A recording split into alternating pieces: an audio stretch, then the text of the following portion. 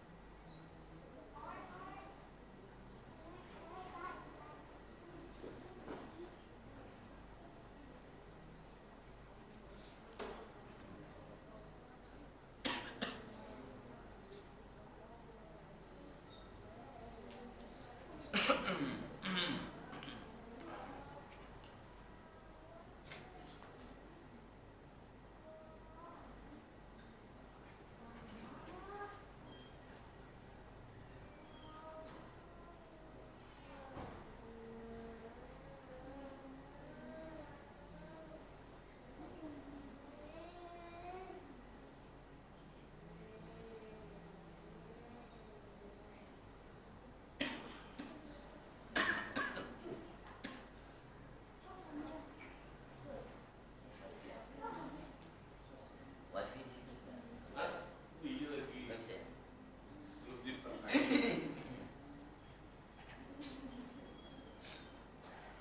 Ada kan? Ada ini. Belum nyambungin. Tapi sinyalnya ada. Iya. Makanya dipasangin.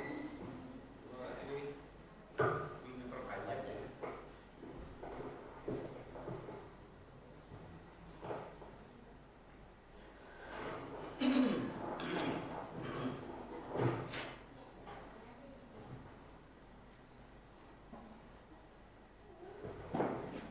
Bismillahirrahmanirrahim. Assalamualaikum warahmatullahi wabarakatuh. Waalaikumsalam. Alhamdulillahirabbil alamin.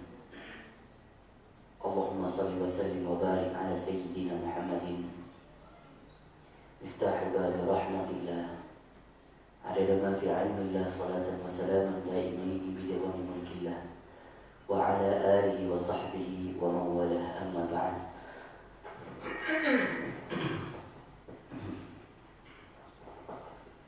Rabbi shrah li sadri wa yassir li amri wa hlul 'uqdatam min lisani yafqahu qawli. Allahumma ya Rabbana a'inna fi ittiba'i sunnati nabiyyika al-Mustafa Sayyidina Muhammad. Allahumma ya Rabbana sahil umurana wa sahil uyunana libasar wajhillah wa libasari wajhin Nabi sallallahu alaihi wasallam. Allahumma ya Rabbana ib'athna ma'an nabiyina al-Mustafa Sayyidina Muhammad wahsyurna yawmal qiyamati tahta zumratihi al-Mustafa Sayyidina Muhammad. Allahumma salli ala Sayyidina Muhammad.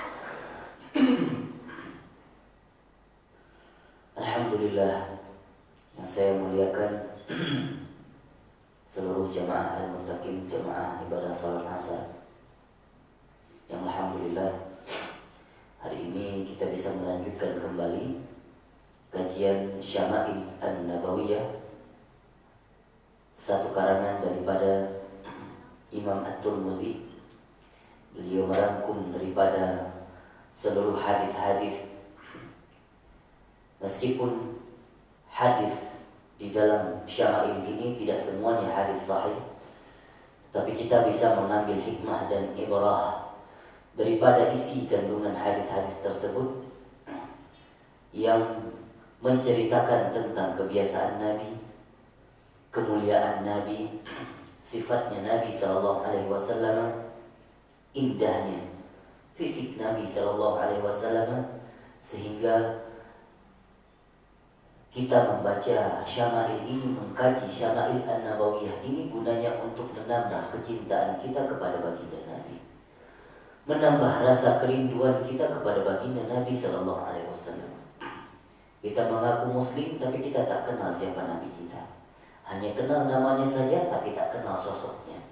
Hanya kenal namanya saja, tapi tak kenal bagaimana sifat mulianya. Hanya kenal namanya saja, tapi tak kenal apa kebiasaan Nabi Sallallahu Alaihi Wasallam. Yang pada asalnya, ketika kita mencontohkan segala aktivitas Nabi, kebiasaan Nabi, menjadi pahala sunnah. Dan ada hikmah serta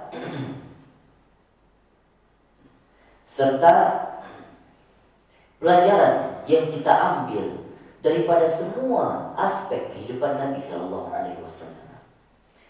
Kita sudah sampai bab yang menjelaskan tentang bagaimana minuman Rasul Sallallahu Alaihi Wasallam. Minuman apa saja yang pernah baginda Nabi Sallallahu Alaihi Wasallam konsumsi. Qala al-musannif rahimahullah ta'ala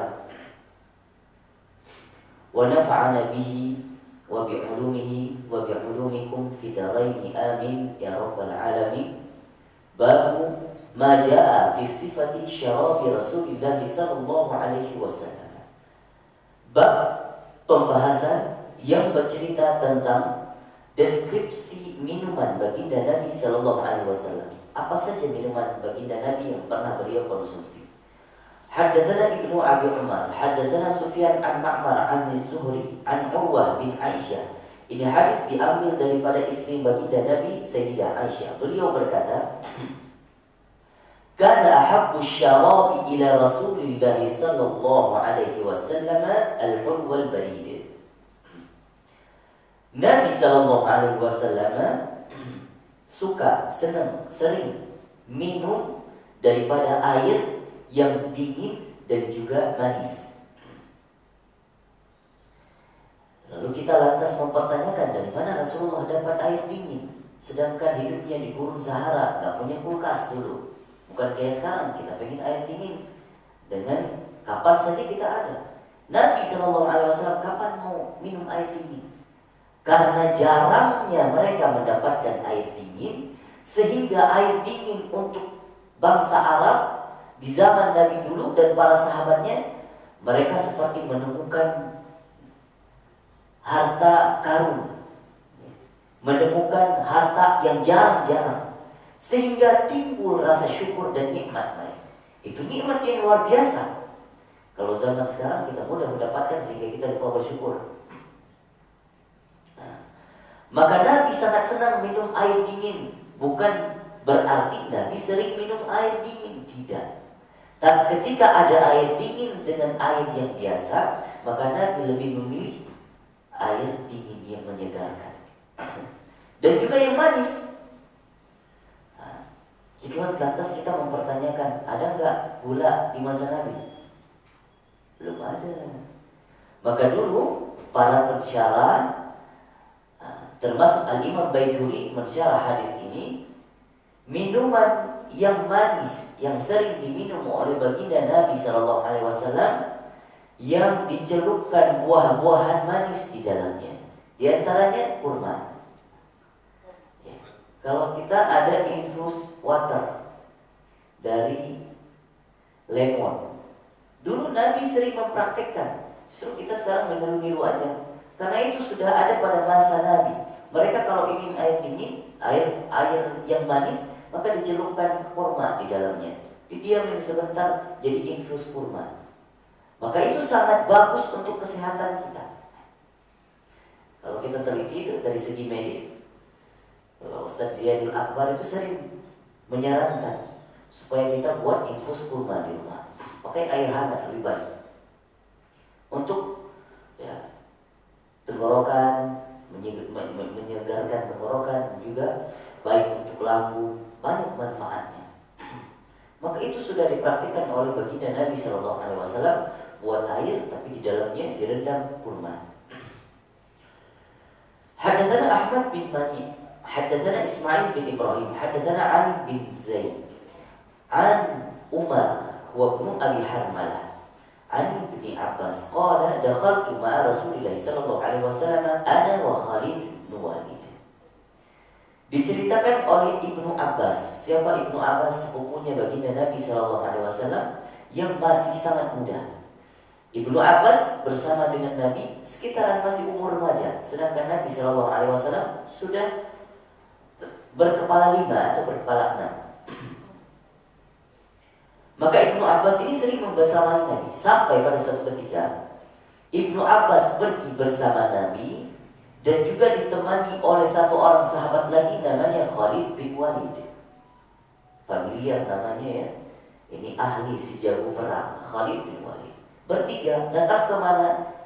Datang ke Maimunah.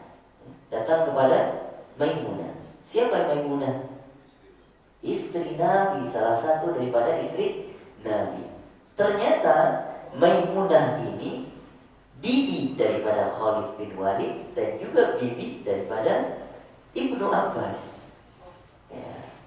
Artinya Khalid bin Walid Ibnu Abbas ternyata ada hubungan kekeluargaan karena Nabi menikah dengan Maimunah sehingga jadi berkeluarga dengan Khalid bin Walid. Ibnu Abbas sudah jelas karena Ibnu Abbas sudah sepupuan dengan Nabi dari nasab ayahnya. Maka fasyariban Nabi faja'at bi'ina'in min labani. Maka Maimunah istri Nabi mengangkat karena melihat ada tamu Ibnu Abbas beserta Khalid bin Walid, ponaannya serta suaminya baginda Nabi, maka diangkat dihidanglah susu laban. Fasyariban Nabi, kemudian Nabi meminumnya. Wa ana ala yaminihi. Ini kata siapa? Kata Ibnu Abbas yang meriwayatkan hadis ini. Dan saya berada di posisi kanan Nabi ketika Nabi minum susu. Wa Khalid an shimalihi, dan Khalid berada di kirinya Nabi. Kemudian faqala li asyarbatu lak. Maka Nabi sallallahu alaihi wasallam setelah minum memberikan sisa minumannya kepada siapa yang di kanan tadi? Ibnu Abbas. Karena Khalid sebelah kirinya. Ini menjadi faedah bahwa Nabi suka bertayamun. Nabi itu suka memilih yang kanan. Makanya Nabi memilih Ibnu Abbas terlebih dahulu. Namun kita lihat hadis ini. Apa kata Nabi? Fa in syi'ta atharta biha Khalidan. Kalau engkau mau wahai Khalid, kalau engkau memperkenankan, bolehkah air susu ini yang telah aku berikan kepadamu, engkau memperkenankan Khalid terlebih dahulu. Apa maksudnya? Baginda Nabi ini ingin mengatakan bahwasannya kalau engkau memperkenankan, biarlah yang tua terlebih dahulu minumnya. Khalid lebih tua daripada Ibnu Abbas. Tapi Ibnu Abbas juga pintar orangnya, justru lebih sangat tajam analisa Ibnu Abbas. Apa kata Ibnu Abbas? Faqultu ma kuntu li'uthira ala suqrika ahadan. Kata Ibnu Abbas, oh begitu ya Rasulullah. Kalau begitu, saya tidak mau wahai Rasulullah. Saya mau duluan meminum bekas minuman. Ini minuman Rasulullah, bukan bekas kita. Kalau bekas kita mungkin ada orang malesan minum. Bekasnya Rasulullah, berkahnya luar biasa. Maka di sini ada faidah isar. Isar itu apa? Saling mendahulukan, itu isar. Maka di sini ada faidah isar fil qurbah. Apa isar fil qurbah? Mendekatkan diri, berlomba-lomba untuk kedekatan kepada Allah. Artinya meminum bekas minuman Nabi, keberkahan, ada keberkahan di sana untuk berdekatan kepada Allah. Nah, ada syirik di sini. Nggak ada yang ngomong syirik. Maka yang menganggap hal-hal yang seperti ini syirik, suruh belajar lagi. Nggak ada kesyirikan. Lihat, ini hadis Nabi yang menerangkan para sahabat saja berlomba-lomba ingin mendapatkan bekas athar daripada baginda Nabi Sallallahu Alaihi Wasallam. Lalu Ibnu Abbas ketika mengatakan seperti itu, saya tidak mau wahai Rasulullah. Ini saya tahu, ini bekas minumanmu, saya dahulu nggak mau saya, meskipun Khalid bin Walid dulu yang lebih tua daripada saya, tidak diberikan oleh Ibnu Abbas. Maka oleh karena itu faedah buat kita. Kalau kita sholat, ya, sama seperti kita tadi sudah menjelaskan, al-itharu fil qurbi, ya, al-itharu fil qurbi makruh, wal itharu fi ghairihi mahbub. Itu kaidahnya. Para ulama sufi mengatakan seperti itu. Memperkenankan orang lain atau mendahulukan orang lain dalam orientasi kedekatan kita kepada Allah makruh. Apa contohnya? Sholat. Kadang-kala kita salah kaprah. Ada presiden datang, silakan Pak Presiden di saf depan. Salah besar. Kita yang harusnya lebih depan dari Pak Presiden. Biar Presiden sendiri dia berlomba untuk mendapatkan saf depan. Bukan kita yang memperkenankan. Lalu kita dapat apa? Nah, harusnya kita berlomba-lomba kalau ada presiden, ustadz sekalipun. Masalah saf kedekatan kepada Allah kita buat. Jangan memperkenankan orang lain. Ya. Jadi ini faedah. Masalah kedekatan kepada Allah kita buat. Wasari'u ila maghfiratin, berlomba-lombalah, berlari untuk menjemput ampunan Allah. Jangan dahulukan orang lain. Maka di sini ada kaidah ulama fiqh mengatakan, kalau ada dua laki-laki yang ingin mengkhitbah satu orang wanita, itu makruh hukumnya, mendahulukan yang lain. Contohnya nih, Pak Gufron senang dengan seorang wanita yang cantik di sana. Pak Debi juga senang dengan wanita yang sama. Ternyata Pak Gufron minta duluan, Pak Debi aja lah duluan. Itu makruh hukumnya. Anda kalau mampu, Anda duluan mengkhitbah, berlomba-lomba. Ini hukum. Ya. Bukankah menikah itu ibadah? Ibadah. Maka jangan dahulukan orang lain. Jangan nanti ada kaidah Anda yang buat kaidah. Nah, saya mendahulukan yang lain biar cinta datang tepat pada waktunya. Nggak ada kaidah itu. Semua ibadah, ya, ibadah. Maka kalau diniatkan ibadah, ya, berlomba-lombalah untuk mengejarkan al-ithar fi nafsi. Mendahulukan diri sendiri kalau itu orientasinya mendekatkan diri kepada Allah. Kalau soal dunia boleh. Soal dunia boleh. Apa contohnya soal dunia? Misalnya meminjamkan motor, tak apa-apa deh duluan aja. Kerja misalnya, soal dunia, tidak masalah. Kalau misalnya meminjamkan peci untuk yang lain, Anda saja tidak pakai peci, saya nggak pakai peci sholat. Apa itu? Itu salah, makruh. Ya. Justru kita yang punya lidah pakai peci, nah, saya nggak mau berikan kepada orang lain. Nah, tapi kalau ada dua boleh dibagi, di-share. Summa qala Rasulullah, kemudian Rasulullah berkata, "Man at'amahu Allah ta'aman."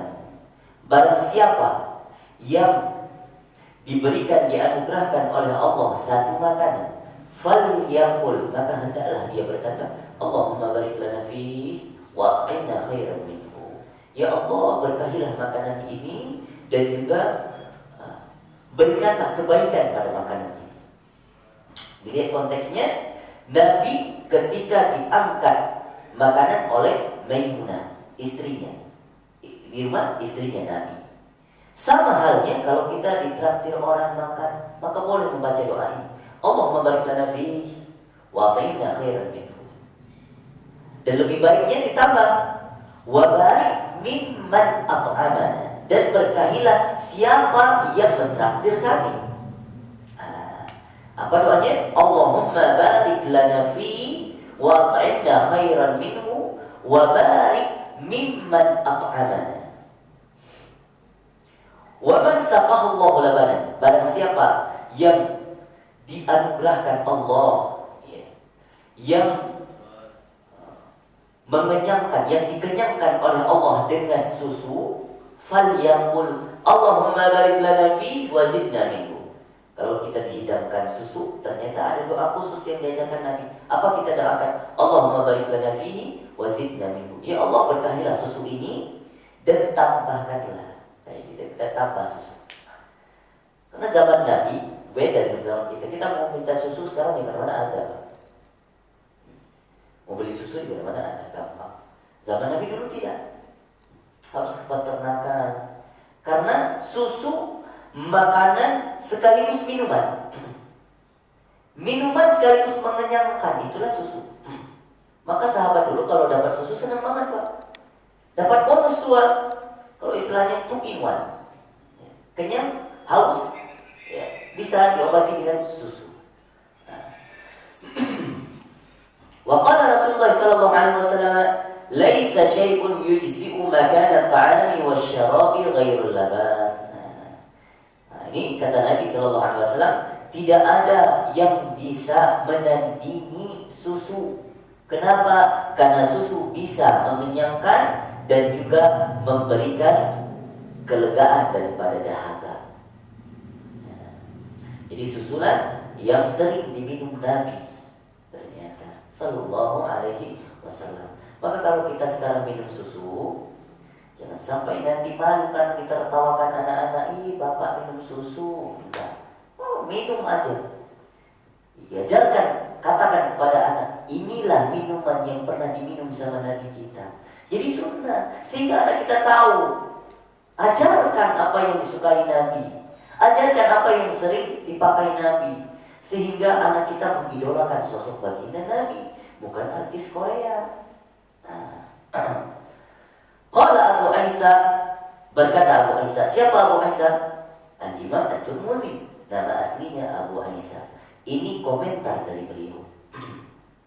Hakada rufi'ruya an Sufyan bin Uyainah. Beginilah riwayat dari Sufyan bin Uyainah hadzal hadis. An Ma'mar an Zuhri an Urwah an Aisyah. Wa rawahu Abdullah bin Mubarak wa Abdul Razzaq wa ghairu wahid wa an Ma'mar an Zuhri an Nabi mursalan. Jadi ada riwayat, ceritanya ada riwayat dari Imam Zuhri dari Imam Zuhri langsung kepada Nabi. Jadi tingkatan hadis itu gini, Bang. Ya. Hadis itu yang diterima hadis, informasinya harus berkesinambungan. Artinya orang yang menerima hadis harus semasa dan bertemu. Kalau nggak bertemu, maka nggak bisa dikatakan hadis yang benar. Anda mendapatkan berita, tapi tidak bertemu dengan orangnya langsung. Ya, berita angin, desas-desus, maka itu tidak dinamakan dengan hadis. Ada istilah yang dikatakan ini dari Zuhri. Zuhri ini tidak bertemu dengan Nabi. Zuhri ini generasinya generasi tabi'in, beda generasi, selang satu generasi sahabat. Maka dari Zuhri ini katanya diangkat langsung dari Nabi. Berarti ada satu orang yang nggak ada. Siapa? Sahabat. Harusnya mesti ada sahabat dulu baru tabi'in, baru tabi'in, begitu rentetannya. Nah, karena tabi'in gak akan bertemu dengan Nabi karena Nabi duluan wafat. Oke, artinya gak sama-sama. Lalu disebut dengan mursalan, ini disebut dengan hadis mursal. Kenapa hadis mursal? Hadis yang dari tabi'in langsung dinaikkan kepada baginda Nabi, bahwa ini dari baginda Nabi. Satu orang gak ada, harusnya mesti ada satu orang. Ini disebut dengan hadis mursal. Maka hadis mursal ini termasuk dalam golongan hadis yang dhaif. Nah, maka kalau kita lihat bagian hadis dhaif, dicabangkan lagi, di breakdown lagi, ada salah satunya mursal, termasuk dalam golongan hadis dhaif. Namun apakah bisa kita amalkan, bisa kita ceritakan? Bisa, boleh. Asal hadis dhaif itu tidak dipakai untuk hukum-hukum yang pokok, misalnya tentang sholat, hukum-hukum sholat jangan pakai hadis dhaif, puasa jangan pakai hadis dhaif, zakat jangan pakai hadis dhaif, apalagi tentang keyakinan kepada Tuhan harus hadis sahih. Walam yadhkuru fihi an Urwah an Aisyah. Tidak, yang tidak disebutkan Urwah dan Aisyah. Ini di dalam riwayat ini. Wa kata rawi Yunus wa ghairu wahid an Zuhri an Nabi mursal. Qala Abu Isa, inna ma asnadahu Ibnu Uyainah bin Bainas. Wa qala Abu Isa wa Maimunah bint Harith zawjun Nabi. Hiya khalatul Khalid bin Walid. Ini disebutkan bahwa Maimunah itu adalah bibinya Khalid bin Walid. Wa khalatu bin Abbas, dan juga bibinya Ibnu Abbas. Wa khala Yazid bin Asam. Ternyata 3 sahabat Nabi, bibinya 1. yaitu Siti Maimunah. واختلف الناس في رواية هذا الحديث عن علي بن زيد عن جدعان عن علي بن زيد بن جدعان فروى بعضهم عن علي بن زيد عن عمر عن أبي حرملة. Ya, apa maknanya? Ini tentang masih hadis tadi, tapi dipermasalahkan terkait dengan yang meriwayatkan. Konteksnya begitu. Ada di dalam perawi di situ namanya Ali bin Zaid bin Juda'an. Ali bin Zaid bin Juda'an ini terkenal ketika para ulama melihat ini hadis dari siapa? Dari Ali bin Zaid bin Juda'an, tidak terlalu percaya. Maka letak kecacatan hadis apabila ada perawi salah satunya tidak thiqah. Thiqah itu apa? Thiqah itu dia itu secara keilmuan analisanya cakep, ilmunya bagus, alim, dan juga hafalannya cepat, itu thiqah. Dan juga tidak fasik. Kalau para perawi hadis dulu Pak sangat selektif. Melihat ada satu orang, misalnya ini perawi hadis dilihat kencingnya berdiri, padahal di toilet ya, kencingnya berdiri, langsung di blacklist. No, nggak bisa ambil hadis dari dia, adabnya nggak ada. Benar-benar dipertimbangkan. Dilihat ini ulama hadis tapi nongkrong, ngopi istilahnya, enggak, bukan ulama hadis ini. Sangat selektif itu para perawi hadis. Dilihat di sini ada Ali bin Zaid bin Juda'an, sehingga mereka menganggap Ali bin Zaid bin Juda'an ini agak kurang hadis kalau dari beliau. Ada hadis yang lain dari Ali bin Zaid bin Juda'an, itu tentang yang sering kita bacakan. Hadis tentang Astaghfirullah, asyhadu an la ilaha illallah, astaghfirullah, as'alukal jannata wa a'udzubika minan nar. Ternyata yang perawi itu salah satunya adalah Ali bin Zaid bin Juda'an. Maka secara kesahihan tidak bisa kita percaya 100% valid secara kualitas hadis. Kalau kita amalkan boleh-boleh, meskipun hadis dhaif boleh kita amalkan. Apakah nggak boleh baca tahlil dan baca astaghfirullah? Boleh-boleh saja. Begitu juga tentang pembagian Ramadan nih. 10 pertama apa? Rahmah. 10 kedua maghfirah. 10 ketiga itqu minan nar. Ada hadisnya, tapi di dalamnya ada Ali bin Zaid bin Juda'an. Agak cacat sedikit hadis ini kalau ada Ali bin Zaid bin Juda'an. Kalau kita dakwahkan, kita mengatakan orang-orang 10 hari pertama adalah rahmah, maghfirah, itqu minan nar, boleh-boleh saja boleh. Tapi alangkah lebih baiknya kita jelaskan bahwa hadis ini bukan hadis yang sangat-sangat sahih. Ada kecacatan di dalam hadis itu. Justru malah yang sahih pun ada di dalam hadis Sahih Bukhari, perawinya mantap semua, thiqah semua. Tapi ada bisa jadi kecacatan dari segi makna. Dari mana? Segi masuk akal nggak ini hadis? Kalau kira-kira masuk akal, logik berarti benar-benar valid hadis. Ada hadis yang mungkin nggak masuk akal.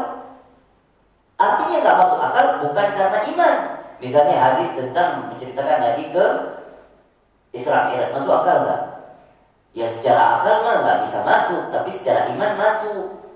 Nah, ada hal-hal yang maksudnya nggak masuk akal ketika ada kecacatan. Dilihat begini, masanya Nabi, ya. Ada nggak orang Yahudi di sekitaran masanya Nabi saat itu? Nggak ada. Ketika kita ceritakan terkait dengan kemarin tentang bahwa Nabi Shallallahu Alaihi Wasallam itu memberikan ziraknya, baju perang menggadaikan baju perang kepada seorang Yahudi karena saking nggak punya makanan, sampai menggadaikan baju ziraknya biar dapat makanan. Hadisnya sahih, perawinya mantap semuanya. Tapi ketika ditinjau secara historis oleh para ulama, Nabi ketika di Madinah, Yahudi udah gak ada lagi setelah Khaybar terjadi. Udah pada diusir semuanya. Maka gak masuk akal. Berarti ada kecacatan dari mana hadis itu. Nah, maka menarik sekali kalau kita telisik tentang hadis ini. Makanya ada ilmu namanya takhrijul hadis. Melihat kualitas hadis, mengeluarkan. Satu-satu diteliti. Jadi kalau membahas hadis, satu hadis pendek. Tapi bisa kita bahas satu buku tebal segini. Karena diteliti satu-satu orangnya. Subhanallah, kalau kuliah hadis luar biasa. Maka yang dikatakan hafid bukan yang bisa hafal Quran. Hafal Quran gampang, anak kecil bisa. Hafid itu orang yang bisa hafal paling kurang 10.000 hadis beserta perawi-perawinya. Ada nggak? Ya. Maka jangan sembarangan hafidahullah, hafidahullah. Apaan hafidahullah? Hadis saja satu aja lupa-lupa, perawinya aja lupa, kata ganti enggak. Hafid Al-Quran banyak, hafid Al-Quran, anak kecil pun bisa hafid Quran. Nah, baik, itu tentang bagaimana minumannya Nabi. Babu ma jaa fi sifati syurbi Rasulillah. Ini membahas tentang bagaimana cara Nabi minum. Dijelaskan di sini. Hadatsana Ahmad bin Mani, hadatsana Husaym, akhbarana Asim al-Ahwal wa Mughirah an Sya'bi an Ibnu Abbas, dan Ibnu Abbas lagi. Nabi sallallahu alaihi wasallam syariba min Zamzam. Nabi sallallahu alaihi wasallam minum Zamzam wa huwa qa'imun, dan dia dalam keadaan berdiri. Hadis sahih di dalam Imam Muslim disebutkan, la yashrabanna ahadukum qa'iman. Janganlah daripada kalian, ini Nabi sallallahu alaihi wasallam mengatakan, valid, hadisnya lebih unggul daripada ini, lebih valid daripada ini. Janganlah daripada kalian minum dalam keadaan berdiri. Dalam Sahih Muslim. Ya. Oke, baik. Sampai dikatakan, wa idza nasiya, apabila seseorang itu lupa, falyastaqi, jongkok. Kalau lupa jongkok. Artinya kalau lupa lagi minum lagi berdiri, kalau diingatkan jongkok. Nah, mungkin enggak apa namanya, kondisi enggak mendukung untuk duduk, langsung maka jongkok. Begitu kata Nabi.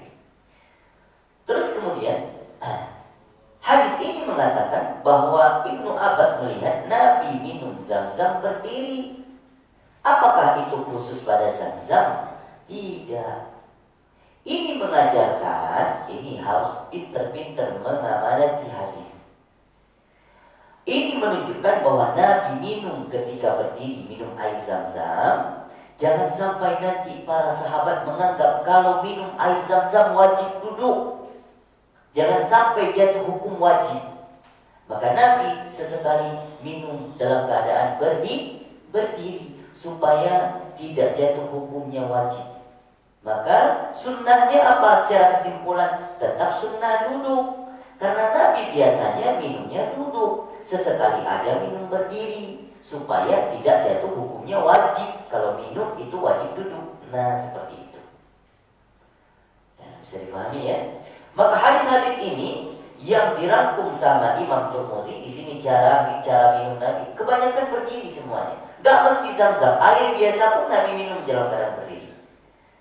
Kenapa begitu? Imam Tirmidzi kenapa mengambil hadis yang Nabi itu minum keadaan berdiri? Untuk menggambarkan kepada kita supaya Nabi Shallallahu Alaihi Wasallam itu pernah minum berdiri. Minum secara duduk banyak di dalam hadis sahih sudah. Beliau kumpul di sini hadis yang tidak ada di dalam hadis sahih supaya menggambarkan jangan terlalu keras dalam memberikan hukum pun. Jangan terlalu keras untuk memveto seseorang. Lihat orang yang lagi minum berdiri langsung kita bilang, langsung kita katakan, oh nggak ada ilmu.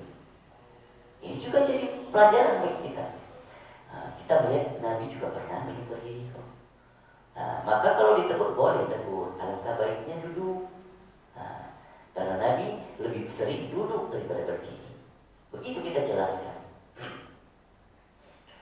Baik. Hadatsana Qutaibah bin Sa'id, hadatsana Muhammad bin Ja'far an Husain al-Mu'allim an Amr bin Syu'aib an abihi an jaddihi qala ra'aitu Nabi sallallahu alaihi wasallam yashrabu qa'iman wa qa'idan. Sama seperti kita jelaskan kemarin, Nabi sallallahu alaihi wasallam suka di dalam hadis Imam Tirmidzi Syama'il ini, Nabi sallallahu alaihi wasallam sering pakai baju warna merah. Di dalam hadis ini menjelaskan Nabi sedang pakai baju merah. Tapi fahamnya Nabi itu bukan sering pakai baju merah. Kenapa diangkat hadis itu? Supaya kita faham Nabi sallallahu alaihi wasallam terkadang pakai baju merah, tapi jarang sekali.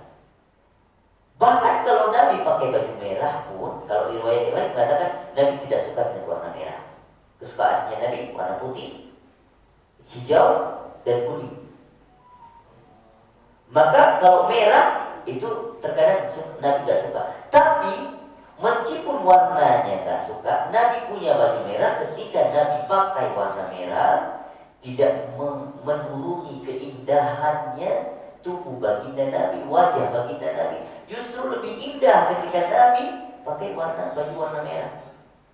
Maka dalam hadis Syama'il ini tidak, Imam Tirmidzi nggak ngambil lagi Nabi pakai baju putih, karena baju putih udah sering dipakai Nabi, setiap hari dipakai Nabi. Sesekali Nabi pakai baju merah. Begitu cara memaknai hadis Syama'il yang dikutip oleh Imam At-Tirmidzi. Nah, ini dari Syu'aib, dari kakeknya Syu'aib. Beliau berkata, "Ra'aitu Nabi, saya pernah melihat Nabi minum dalam keadaan berdiri dan minum dalam keadaan duduk." Artinya boleh dua-duanya. Duduk boleh, berdiri boleh. Jangan sampai nanti melihat orang yang minum berdiri kita katakan haram. Itu kita sudah membuat hukum sendiri. Nabi pernah duduk, pernah berdiri. Tapi baiknya yang mana? Duduk. Hadatsana Ali bin Hujar, akhbarana bin Bar, an Asim Ahwal, an Syafi'i, an Ibnu Abbas, dari Ibnu Abbas. Qala saqaitu Nabi sallallahu alaihi wasallam min Zamzam. Ibnu Abbas mengatakan, aku pernah menuangkan air Zamzam kepada Nabi. Fasyariba, kemudian beliau minum, wa huwa qa'imun, dan beliau berdiri minumnya.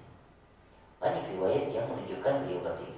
Hadatsana Abu Quraib Muhammad bin Ala wa Muhammad bin Tarif Al-Kufi qala hadatsana Ibnu Fudail anil A'mash an Abdul Malik bin Maisarah anil Nazal bin Sabrah qala utiya Ali radhiyallahu an bi kuzin mimma.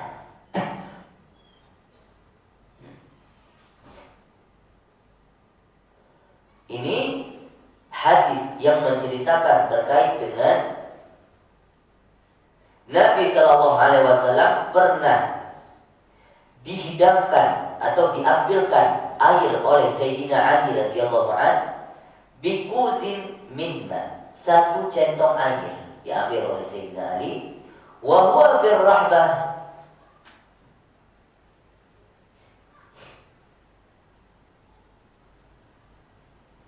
wa huwa fir rahbah. Rahbah itu bagian daripada emperan masjid, itu rahbah. Ya, bisa kita kan teras masjid lah, itu namanya rahbah. Tapi kalau masjid Nabi dulu, bagian masjid itu depan, Pak. Ada bagian belakangnya atapnya bolong. Memang dindingnya tetap satu dinding masjid, pintu keluarnya tetap satu, tapi di tengah-tengah ini bolong. Maka yang arah ke pintu keluar itu disebut dengan rahbah. Bukan masjid mereka menganggap itu. Kalau mereka tiduran, mereka ta'lim mungkin bisa di masjid, bisa di rahbah. Tiduran maksudnya yang tidak berbentuk ibadah secara spesifik, mungkin mereka melakukan di rahbah. Nabi saat itu ketika diambil air oleh Sayyidina Ali, kemudian di rahbah, saat itu Nabi membasuh tangannya.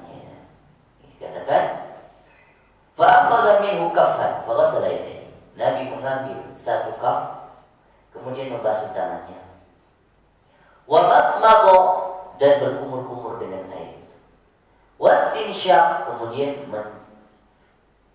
masukkan air ke hidung, nah, seperti istinsyaq saat kita wudu. Wa masaha wajhu wa dhira'aihi, kemudian membasuh muka, kemudian membasuh tangan sampai siku. Wa ra'sahu, kemudian kepalanya. Summa syariba minhu wa qa'imun, kemudian minum air sedikit dari air itu dan dia dalam keadaan berdiri. Ini diceritakan hadis ini bahwa saat itu satu sisi ingin menceritakan beginilah keadaan Nabi minum. Ya, ada kala keadaan berdiri. Dan beginilah cara berwudu Nabi. Bukankah itu kegiatan wudu? Ya, itu kegiatan wudu. Summa qala, kemudian yang merawi hadis ini beliau berkata, hada wudu'u man lam yuhdits. Ini deskripsi wudu bagi orang yang belum berhadas, artinya mentajdid wudu. Nah, ya, nggak ada basuh kupingnya. Kalau orang yang mau mentajdid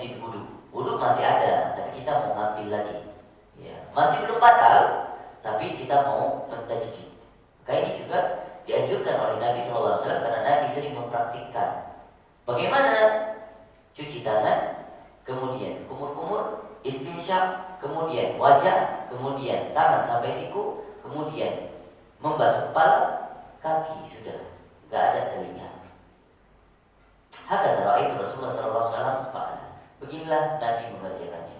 Hadatsana Qutaibah bin Sa'id wa Yusuf bin Hammad qala hadatsana Abdul Warith bin Sa'id an Abi Isam an Anas bin Malik anna Nabi sallallahu alaihi wasallam kana yatanaffasu fil ina'i thalathan idza syariba. Ini penting.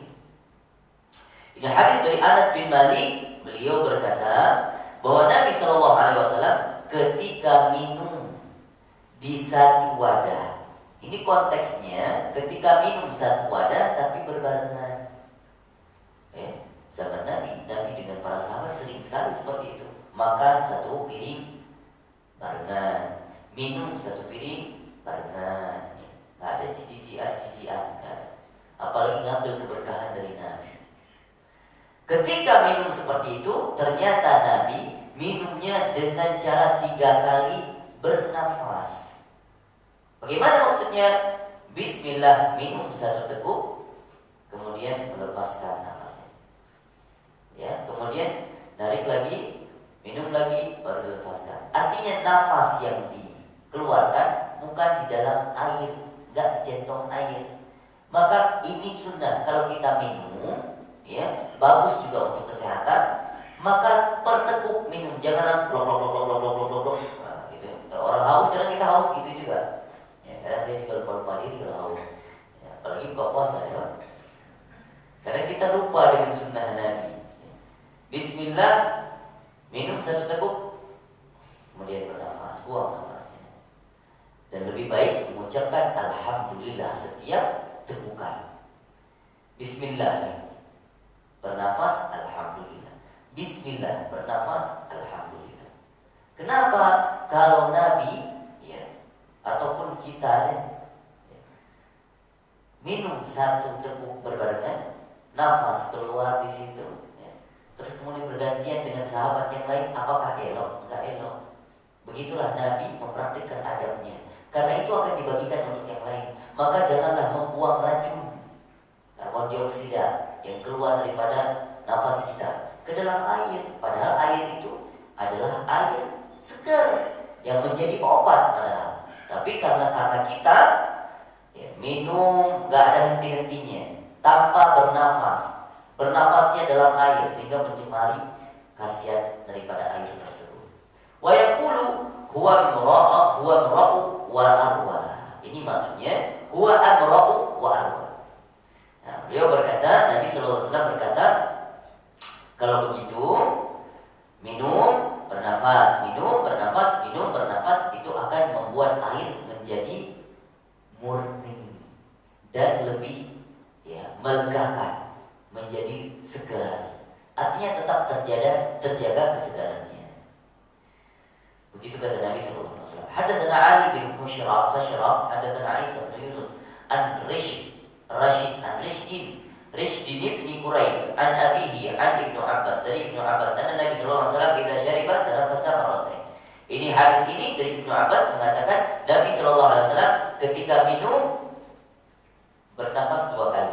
Hadis tadi mengatakan 3 kali, hadis ini mengatakan 2 kali. Maka begitulah selisih riwayat, tidak masalah. Hadatsana Ibnu Abi Umar, hadatsana Sufyan an Yazid bin Jabir an Abdurrahman bin Abi Amr an jaddatihi Kabsyah radhiyallahu anhuma qalat. Ini dari kakeknya, dari neneknya Kabsyah. Beliau berkata, dakhala Ali Rasulullah sallallahu alaihi wasallam fa syariba min qirbah mu'allaqatin qa'imah.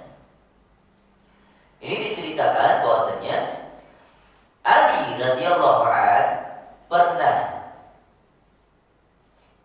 datang bersama Nabi sallallahu alaihi wasallam, kemudian minum di rumahnya Kabsyah ini, kan neneknya Kabsyah.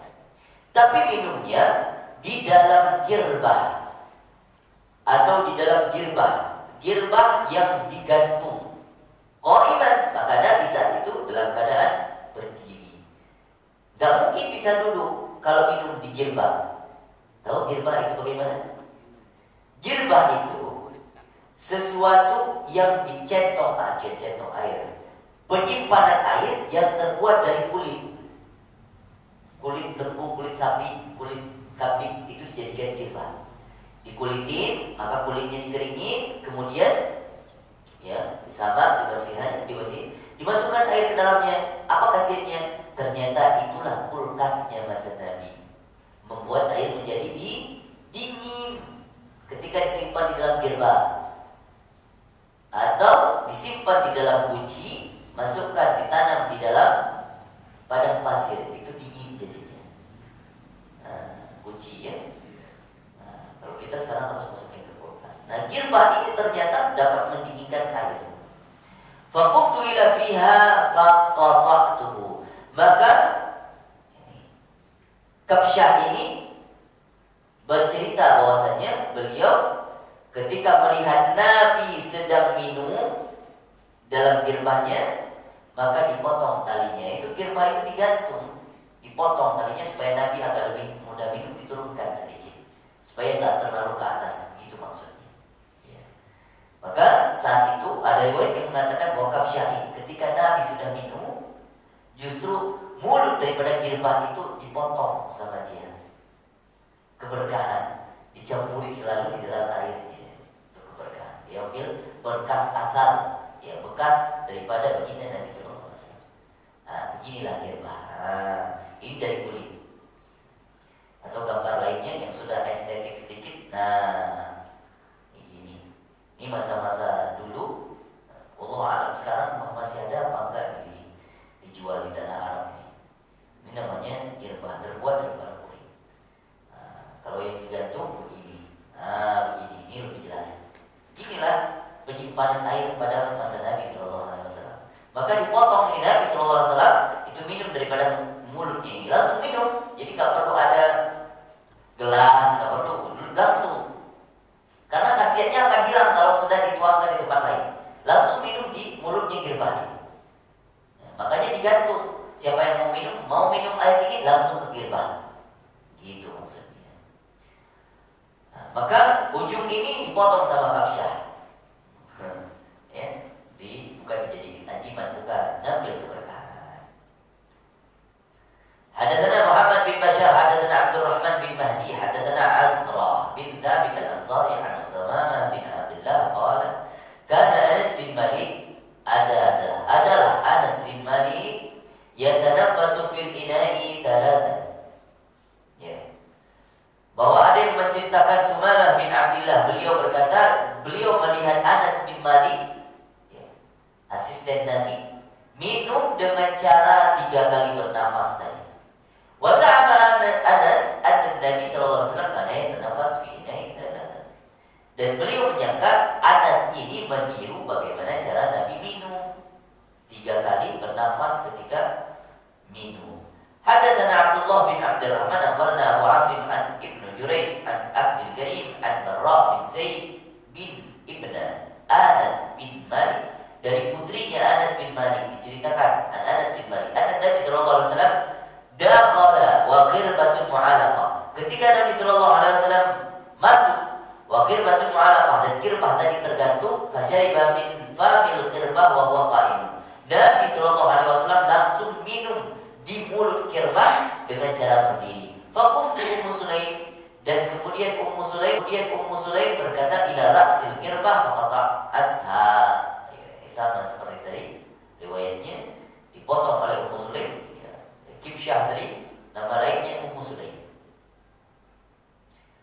Hadatsana Ahmad bin Nasr an-Nisaburi, hadatsana Ishaq bin Muhammad al-Fardi, hadatsana Abidah bint Nabi an Aisyah binti Sa'ad bin Abi Waqqas an abiha an Nabi sallallahu alaihi wasallam kana yashrabu qa'iman. Dari Sa'ad bin Abi Waqqas juga mengatakan Nabi sallallahu alaihi wasallam itu minum dalam keadaan berdiri. Qala Abu Isa, berkata Imam At-Tirmidzi, wa qala ba'duhum Ubaidah bint Nabi. Ini komentar terkait dengan Ubaidah bint Nabi. Bukan Ubaidah bint Nabi, tapi bint Nabi.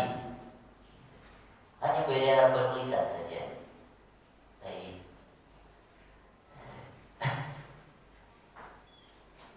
Baik, saya kira ini dapat kita bahas pada sore hari ini.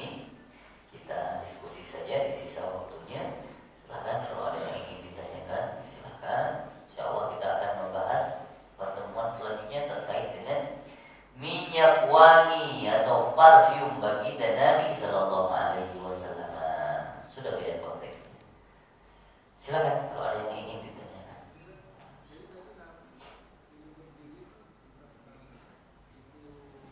Sudah. Zam-zam. Bukan karena penyebabnya zam-zam. Nabi minum apapun, air biasa selain zam-zam, juga Nabi pernah minum berdiri. Tapi itu hanya untuk mengajarkan. Nah, justru Nabi praktik juga ke air zam-zam supaya apa? Karena air zam-zam sudah tahu air yang berbeda dengan air semua di seluruh alam ini. Air khusus. Maka air itu takutnya nanti ketika Nabi minum air zam-zam selalu dalam keadaan duduk, maka para sahabat menduga berarti minum air zam-zam wajib duduk. Dipraktikkanlah sesekali oleh baginda Nabi untuk minum air zam-zam secara berdiri. Akhirnya sahabat tahu, oh ternyata nggak wajib duduk kok, boleh juga berdiri. Berarti sunnah kalau mau duduk. Tapi ketika dilihat, oh sering duduk Nabi daripada berdiri, berarti sunnahnya duduk. Begitu, Allah a'lam bishawab. Ya, kadang kita memaknai hadis ini begitu. Kadang dulu juga saya sebelum baca hadisnya, ya, artinya baca sekilas saja tidak meneliti apa pemahamannya, penafsirannya, minum juga air zam-zam dalam keadaan berdiri. Ternyata enggak seperti itu. Pemahamannya setiap yang kita lihat, yang dibahas ada hadis, maka harus kita teliti. Apa kebiasaan Nabi? Yang A atau yang B? Boleh jadi yang B, tapi Nabi pernah mengerjakan yang A. Boleh jadi yang A, tapi Nabi sering mengerjakan yang B, berarti sunnahnya B. Begitu.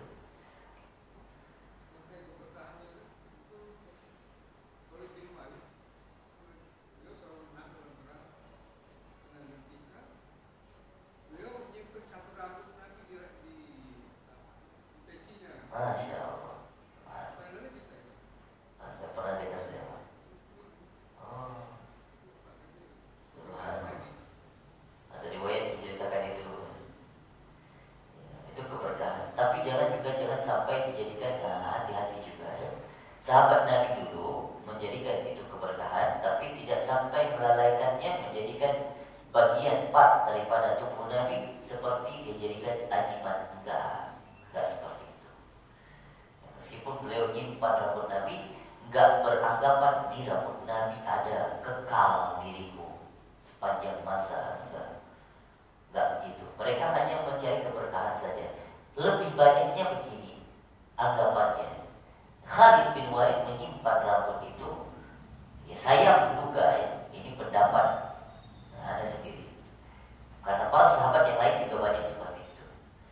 Menyimpan rambut itu supaya kalau Khalid bin Walid terbunuh di dalam perang, tapi bersama rambut Nabi. Ada keberkahannya. Ada orang sahabat Nabi yang ketika ingin dicambuk, ya, maksudnya ketika Nabi hendak wafatnya, beliau naik ke mimbar berkhutbah. Salah satu isi khutbahnya adalah, barang siapa yang pernah aku zalimi dan aku tidak penuhi hak-haknya, tunjuk tangan. Ditunjuk tangan seorang sahabat. Ternyata sahabat ini pintar. Ya. Saya lupa namanya Allah. Ya, saya pernah menceritakan. Tunjuk oleh sahabat ini, maka sahabat itu akhirnya mendekati kepada Nabi. Kalau di sini, apa masalahnya? Masalahnya Anda, wahai Rasulullah, pernah mencambuk saya ketika di medan perang, padahal saya ingin berada di belakang tubuh Anda saat berperang. Apakah Anda sengaja? Padahal ini sahabat bertahu gak mungkin Nabi sengaja. Tapi sengaja memang dibuat drama seperti itu. Kata Nabi SAW, wallahi saya tidak sengaja dan saya tidak mungkin menyakiti sahabat-sahabat saya. Saya tidak mungkin seorang Nabi berbuat zalim kepada umat dan para sahabat. Engkau mau menuntut balas? Mau ya Rasulullah. Ya udah, kalau begitu balasannya sama. Tolong ambilkan cambuk di rumahku, cambuklah aku sebagaimana engkau dapat cambukan dariku. Itu sudah diambil cambuk. Kemudian ini sahabat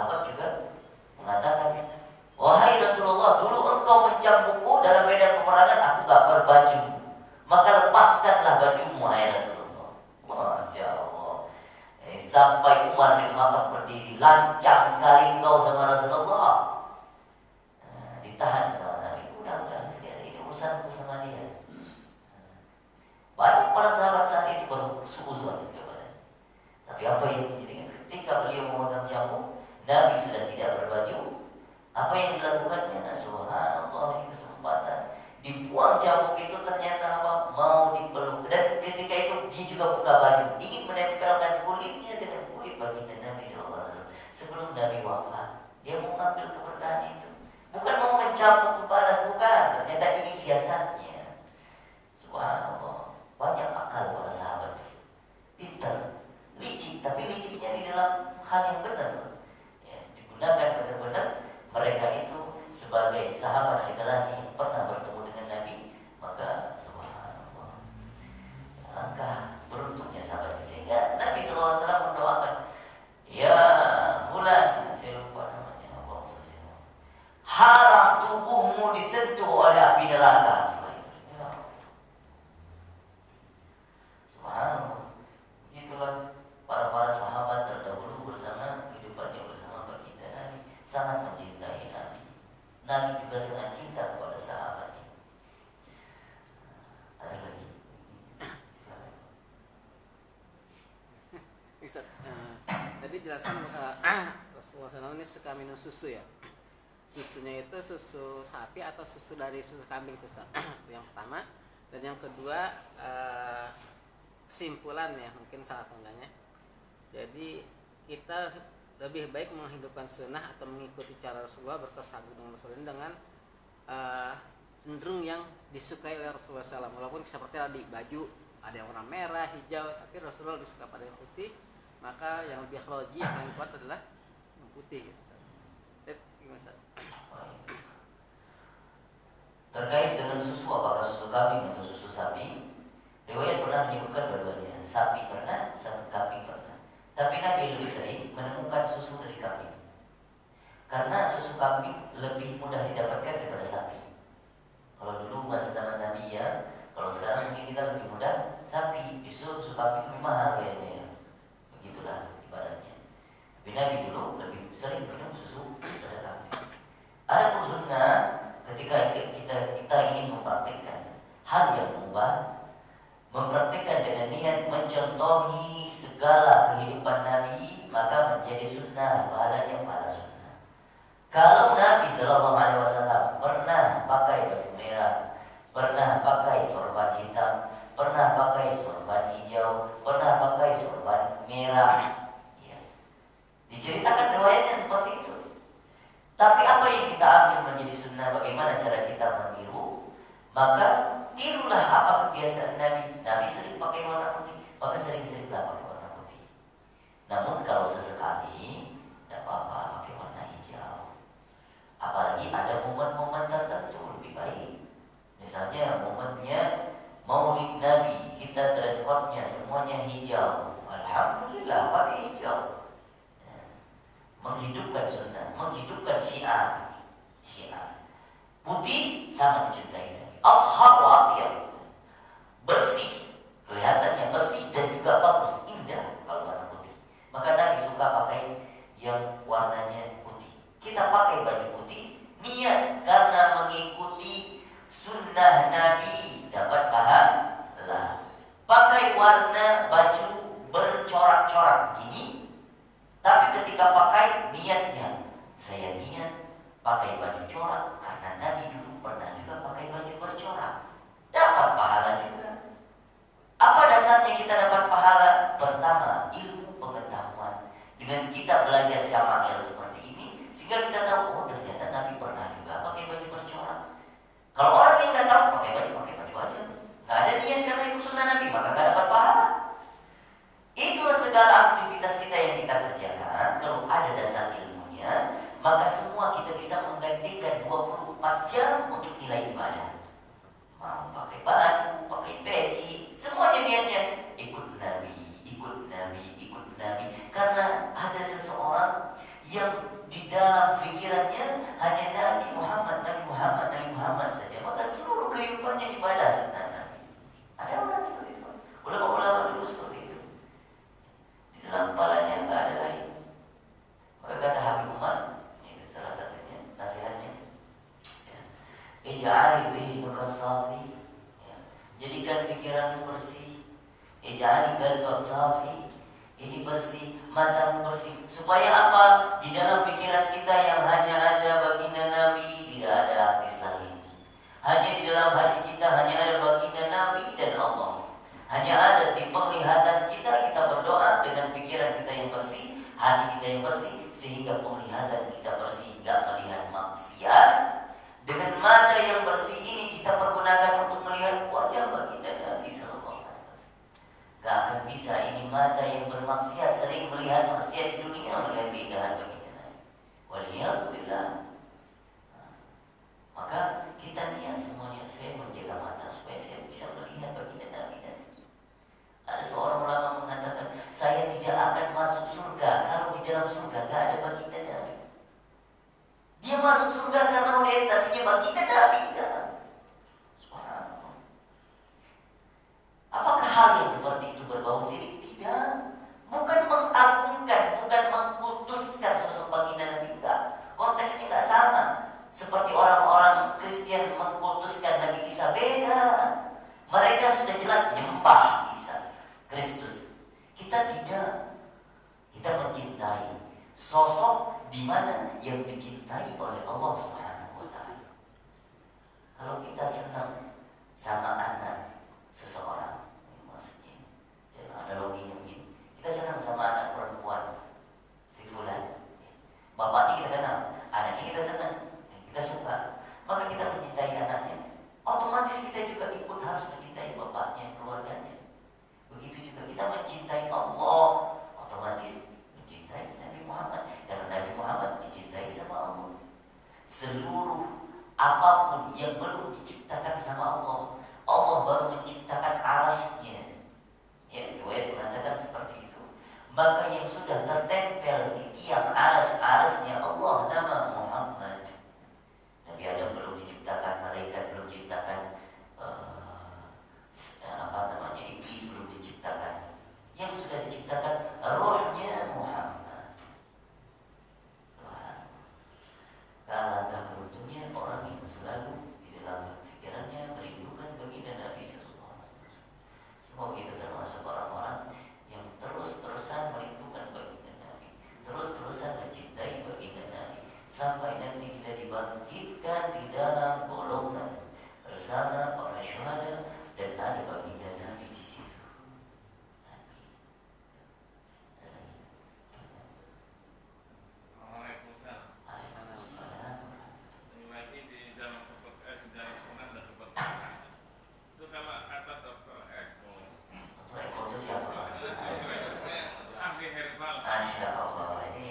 Selalu dapat ilmu yang baru.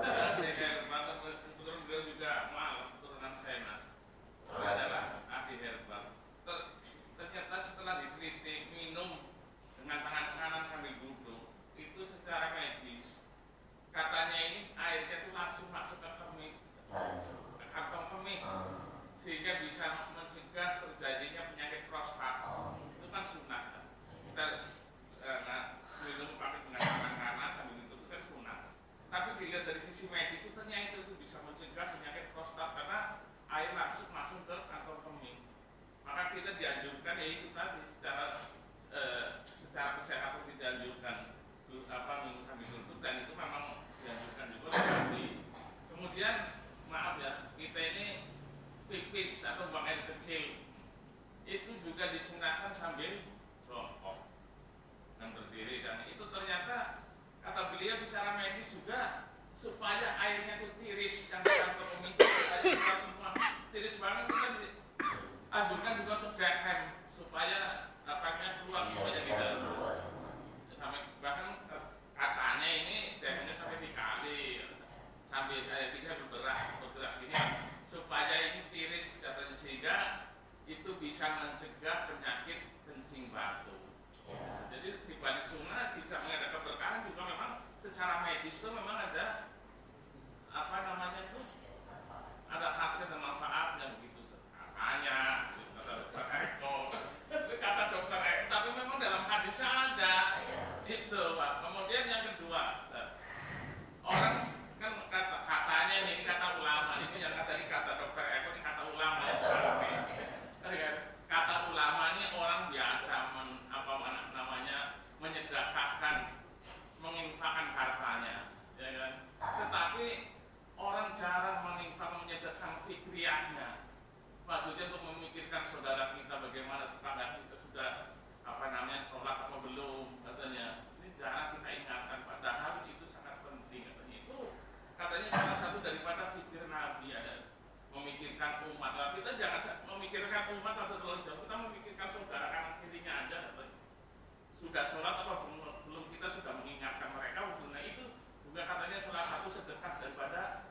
fikriyah yang jarang sekali dilakukan oleh saudara-saudara kita. Sedang kita ini muslim adalah ibarat tubuh adalah satu tubuh hati. Jadi apabila satu anggota tubuh sakit, yang lainnya akan ikut sakit. Begitu kan harusnya ketika saudara kita tidak sholat, tidak kelihatan itu juga kita berkunjung ke rumahnya untuk mengingatkan mereka. Katanya seperti itu katanya, itu yang mohon penjelasannya lah. Kayaknya benar itu, ngapain dijelasin lagi, sudah dijelasin panjang lebar. Ya Allah, ya benar sekali itu. Di antara sedekah juga ya nasihat, itu juga sedekah. Tausiah, mau'izah, itu juga sedekah. Semua itu sedekah. Maka sampai-sampai mendatangi istri kita, mencampuri istri kita juga disebutkan dengan sedekah. Itu sedekah yang pahalanya luar biasa. Maka sedekah itu enggak berbau materi saja. Sedekah itu memikirkan seperti tadi, enggak kelihatan, hanya sering memikirkan. Risau terkait dengan tetangga kita jarang sholat. Tapi kembali lagi kita bertindak, ya, man ra'a minkum munkaran falyughayyirhu biyadihi. Kalau kita punya otoritas untuk mengubah dia dengan tangan, kita lakukan. Misalnya tetangga masih sebentar, yuk tarik tangannya itu ke masjid. Fa idza lam yastati falyughayyirhu falyughayyirhu bilisanihi. Kalau nggak bisa dengan tangan, maka beri nasihat dengan lisan. Ternyata nggak masuk juga, ya, maka falyughayyirhu biqalbihi. Maka cukup memberi nasihatnya di hatinya. Apa maksudnya lewat hati? Cukup kita merasa benci dengan perbuatannya dia meninggalkan sholat. Orangnya jangan dibenci, tapi perbuatan maksiatnya yang dibenci. Ya, bahwa adhaful iman. Orang seperti ini yang paling rendah, artinya punya otoritas yang paling kecil. Sekarang kita lihat presiden tidak sholat, mampu nggak kita mau ubah? Nggak mampu. Bukan tugas kita. Nah, jadi kita harus melihat juga diri sendiri nih untuk mengubah yang lain. Memang risau. Jadi untuk menyumbangkan pikiran ke sana itu sudah disebutkan dengan sedekah. Itu juga kalau disebutkan itu banyak hadis Nabi mengatakan banyak di antara orang-orang yang mendapatkan azab daripada dikubur itu karena kencingnya nggak bersih. Ya, bukan karena sholatnya nggak khusyuk, bukan, tapi kencingnya nggak bersih karena banyak orang yang lalai ketika beristinja. Ada istinja keluar dan kemudian cebong itu aja langsung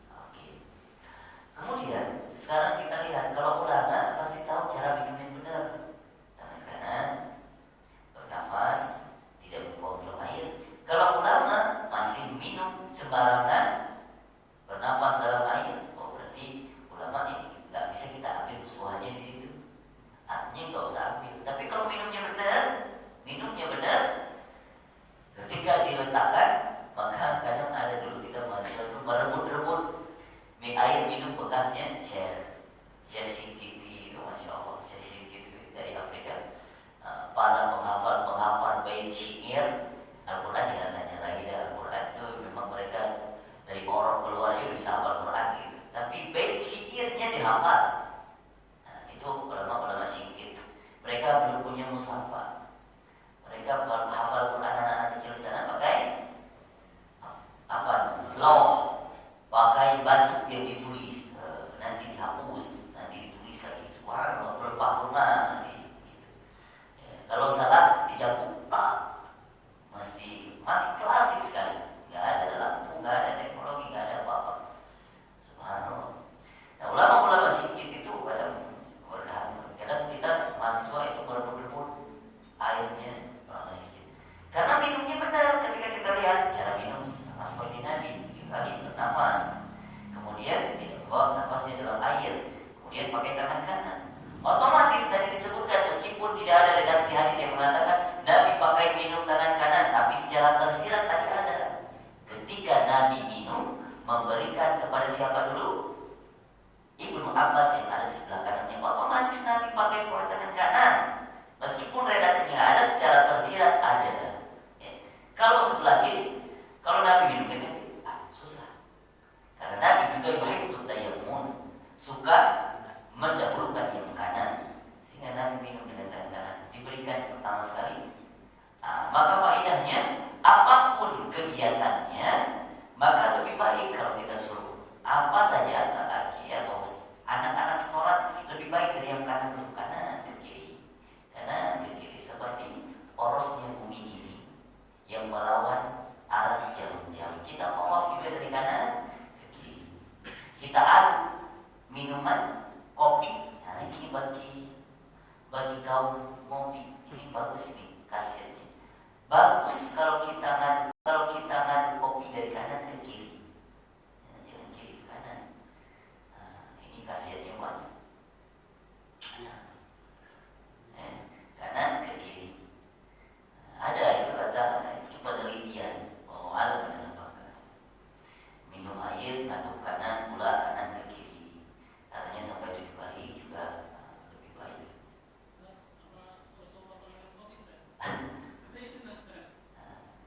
Ada kopi yang pernah diminum sama Rasulullah.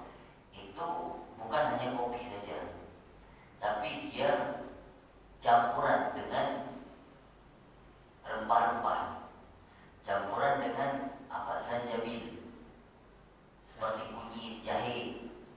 Kopi jahe itu kopi Arab. Nah, maka bagus khasiatnya kopi jahe. Kadang riwayatnya mengatakan Nabi SAW pernah minum. Tapi mungkin riwayat yang seperti itu karena Nabi sangat jarang sekali minum kopi, hanya pernah ketika bertamu mungkin, ya, hanya pernah. Dan riwayatnya ini harus kita pertanyakan benar. Secara valid apakah benar? Allahu a'lam. Tapi riwayatnya ada. Katakan Nabi SAW pernah minum kopi, ya, tapi pakai zanjabil.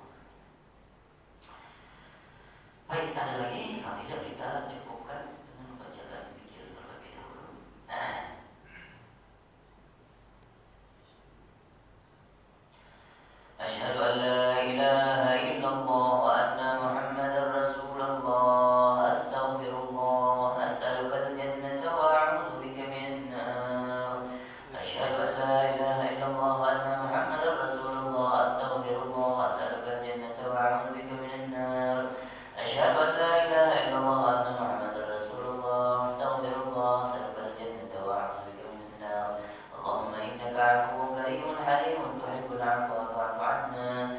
اللهم إنك عفو كريم حليم تحب العفو فاعف عنا. اللهم إنك عفو كريم حليم تحب العفو فاعف عنا يا الله يا كريم. ربنا انفعنا بما علمتنا، رب علمنا الذي ينفعنا. رب فقهنا وفقه لنا وقربات لنا في ديننا مع أهل القدر والأنثى والذكر. رب وفقنا ووفقهم لما ترتضي قولا وفعلا كرما، وارزق الكل حلالا دائما، وأخذ أتقيا علما نحظى بالخير وننفى كل شر. ربنا واصلح لنا كل شؤون وأخرج رضا بك العلم واقض عنا ربنا كل الديون قبل أن تأتينا رسل المنون. واغفر استر أنت أكرم من سرت ومن ستر، وصلاة الله تغشى المصطفى من إله الحق إعانة والوفاء بكتاب فيه للناس شفاء، وعلى الآل الكرام شرفا، وعلى الصحابة المصالح الغرام.